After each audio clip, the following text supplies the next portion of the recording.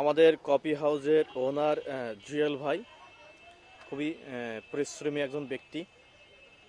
তার কফি হাউসে অনেক স্টাফ থাকা সত্ত্বেও সে নিজ হাতে সযত্নে ফুল গাছে পানি দিচ্ছে। তো এটা দেখে আমার খুবই ভালো লাগলো।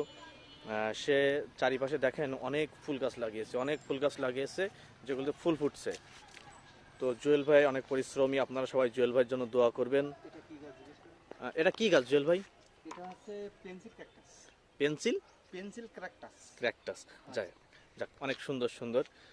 তো এটা কি লেবু?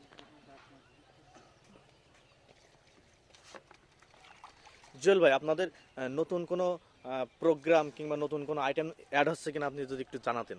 হ্যাঁ, তা তো অবশ্যই। আমরা আগামী 14ই ফেব্রুয়ারি 14ই ফেব্রুয়ারি।